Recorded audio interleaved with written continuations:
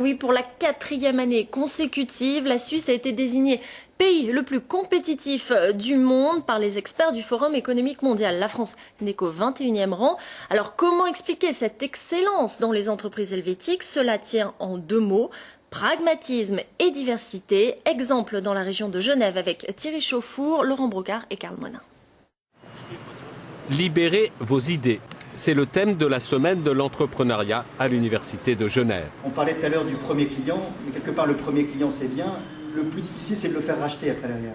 Donc c'est sans arrêt répondre aux demandes des clients, satisfaire... Arthur Daucher dirige une entreprise de vente sur Internet. Il est venu parler de son expérience à des étudiants.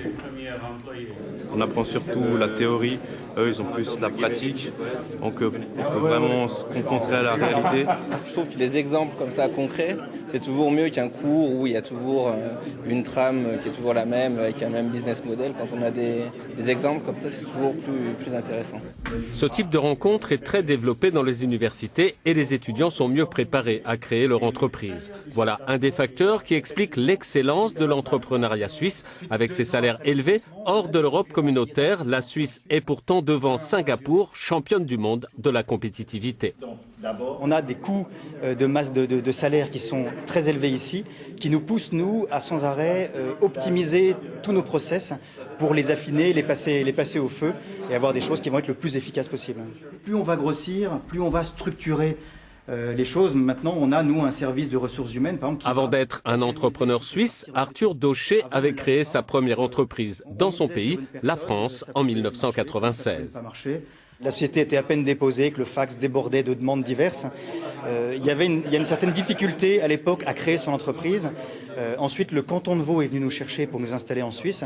À ce moment-là, on a vu une simplicité qu'on n'arrive pas à retrouver ici. Dans une zone industrielle, dans la banlieue de Genève, à quelques pas de Rolex et de Patek Philippe, Fasteris est une entreprise performante, spécialiste du séquençage de l'ADN.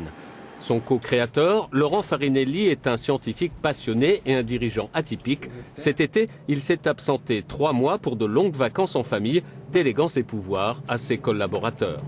Si nos clients sont contents, nos employés seront heureux aussi d'aller au boulot et puis ils seront motivés, mettront leur cœur dans leur métier, ce qui fait que nos clients viendront chez nous. Et si cet équilibre-là fonctionne, à ce moment-là, il y aura des sous qui rentreront, qui nous permettront de payer nos charges et d'avoir cette vision à long terme. Dialogue, valorisation des compétences, investissement dans la recherche et le développement pour optimiser une culture du résultat. Le principal associé de Laurent Farinelli est norvégien et plusieurs collaborateurs sont français, une diversité que l'on retrouve dans beaucoup d'entreprises suisses. La créativité, qui est un élément fondamental dans la société du savoir, elle est vraiment encouragée par la diversité des opinions, la diversité des cultures. Et la Suisse est un pays qui est assez divers. En fait, il est formé de différentes communautés linguistiques. Il y a beaucoup de passages, beaucoup d'immigration suisse. Et ça, je pense que c'est un avantage, un peu comme on voit en Silicon Valley, où il y a beaucoup d'immigrants qui viennent et qui font des start-up. L'an dernier, Fasteris a été récompensé du prix de la meilleure jeune entreprise du canton de Genève.